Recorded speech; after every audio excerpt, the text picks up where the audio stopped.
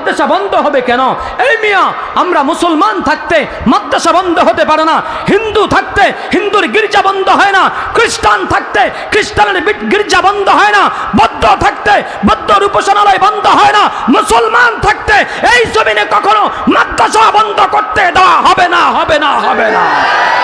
যারা মাদ্রাসা বন্ধ করার জন্য আসবে, যারা মাদ্রাসায় জঙ্গি খোলার জন্য আসবে, যারা মাদ্রাসায় সন্ত্রাস খোলার জন্য আসবে, শুনে রাখো, এদেশের মুসলমানরা সালাউদ্দিন আইয়ুবীর উত্তরসূরি হয়ে তোমার বিদ্যা ভেঙে দেওয়ার জন্য সদা সর্বদা অতন্দ্র পাহাড়ের মতো ওলামায়ে কেরামের নেতৃত্বে ময়দানে ঝাঁপিয়ে পড়বে। জোরে কোন ঠিক কিনা?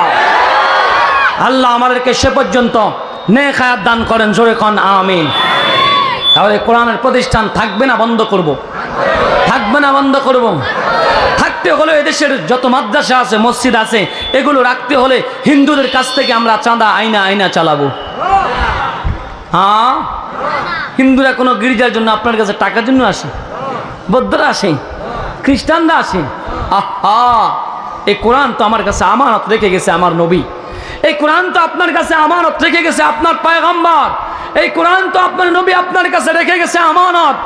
এই কোরআনের জন্য নবী দান দিয়েছেন, নবী রক্ত দিয়েছেন, নবী জীবন দিয়েছেন, নবী পেটে পাথর বেঁধেছেন, নবী কাফেরদের অত্যাচার সহ্য হয়েছেন।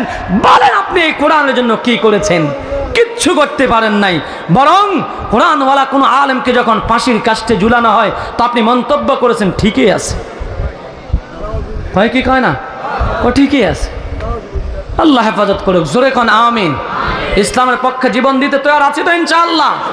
আল্লাহ আমার প্রত্যেককে কবুল করেন। জোরে কোন আমিন। হে বন্ধু, ইসলামের জন্য আবু বকর ওমররা জীবন দিয়েছেন, ওরা প্রতিযোগিতা দিয়েছেন ইসলামের জন্য।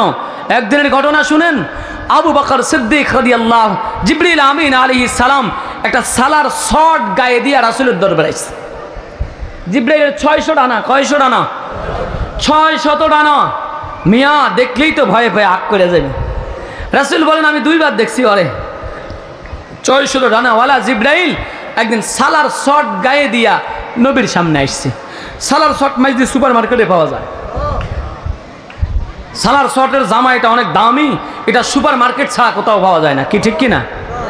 হ্যাঁ, এই সালার শর্ট সর্বোচ্চ আমাদের মুদি দোকানে পাওয়া যায়, আলুর মধ্যে, সালের মধ্যে, ডাইলের মধ্যে। জোরে কোন কথা ঠিক কিনা?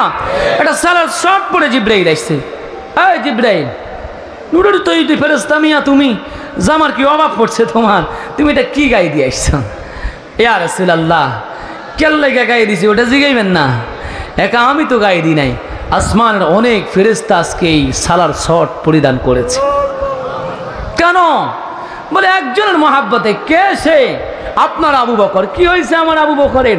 আপনার আবু বকর তো কাপড় ব্যবসায়ী ছিল, মোটামুটি ছিল ধনী মানুষ, কিন্তু ইসলামের জন্য দিতে দিতে দিতে দিতে দিতে দিতে আপনার আবু বকর এমন নিঃস্ব হয়ে গিয়েছে, একটা জামা ধুইয়া আরেকটা জামা পরিধান করবে সেই কাপড় আবু বকরের নাই। আবু বকর সালার শর্ট গায়ে দিয়া রাস্তায় বের হয়েছে।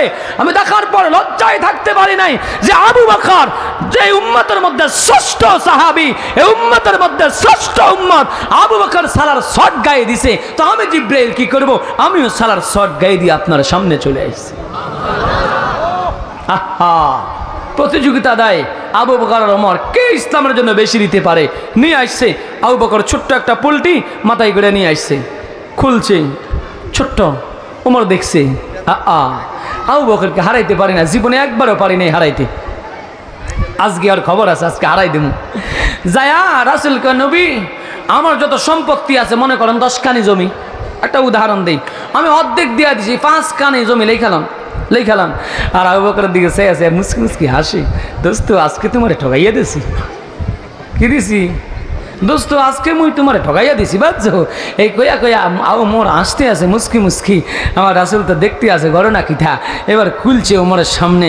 ও মা, ঘরের লোটাটা পর্যন্ত লই আইছে, চামিচটা পর্যন্ত লই আইছে, সুইটা পর্যন্ত লই আইছে, লবণের বাটিটা পর্যন্ত লই আইছে, ঘরের ঝাড়ুটা পর্যন্ত লই আইছে। খুইলা কয়, আবু বকর এই সবগুলা দিয়ে নিয়ে আইসো, ঘরে কি রেখে আইসো? আল্লাহ এবং তার রাসূলকে রেখে আইসো।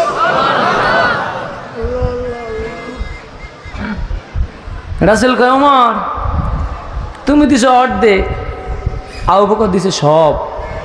সুবহানাল্লাহ খান। আপনার আছে 100 টাকা, আমার আছে 500 টাকা। আমি দিলাম 250 টাকা, আপনি 100 টাকা পুরাই দিলেন, বেশি দিল কে? আপনি বেশি দিলেন, কারণ আপনি পুরাই দিয়ে দিছেন, আমি তো অর্ধেক দিছি। আল্লাহু আকবার। বলেন এ আবু বকরের মতো আমরা হতে চাই কি চাই না? আবু বকরের মতো হতে পারি কি পারি না? ময়দানে মাশরে এই কোরআনওয়ালা নবীর যেন সুপারিশ পেতে চাই। এই কোরআনটা বড় দামি কোরআন, এটার সাথে যে লেগেছে, যেভাবেই লেগেছে আল্লাহ তার সম্মানিত করে দিয়েছে। এই কোরআনটা মক্কায় নাজিল হয়েছে, মক্কা মদিনায় নাজিল হয়েছে। মক্কা মদিনাকে আল্লাহ শ্রেষ্ঠ শহর বানাই দিয়েছে, কারণ কোরআনের ছোঁয়া মক্কা মদিনায় লেগেছে। কোরআনের ছোঁয়া লেগেছে জিব্রাইলের সাথে, জিব্রাইলকে আল্লাহ শ্রেষ্ঠ ফেরেশতা বানায় দিয়েছে। কোরআনের ছোঁয়া লেগেছে রাতের সাথে, শবে কদর রাতকে আল্লাহ শ্রেষ্ঠ রাত বানায় দিয়েছে। কোরআনের ছোঁয়া লেগেছে রমজানের সাথে, রমজানকে আল্লাহ শ্রেষ্ঠ মাস বানায় দিয়েছে। কোরআনের ছোঁয়া লেগেছে আমার নবীর সাথে, আমার নবীকে আল্লাহ শ্রেষ্ঠ নবী বানায় দিয়েছে। কোরআনের ছোঁয়া লেগেছে আমাদের সাথে, এই উম্মতকে আল্লাহ উম্মতের মধ্যে শ্রেষ্ঠ উম্মত বানায় দিয়েছে। এই যে এই কোরআনের একটা ছোঁয়া যেন আমার আপনার সাথে লাগে, এই কোরআনের মাদ্রাসার সাথে যেন, কোরআনের মাদ্রাসার সাথে যেন আমি লেগে থাকতে পারি, আবু বকরের মতো প্রতিযোগিতা দিতে পারি, উমরের মতো দান সদকা পড়তে পারি। লাভটা কি হবে?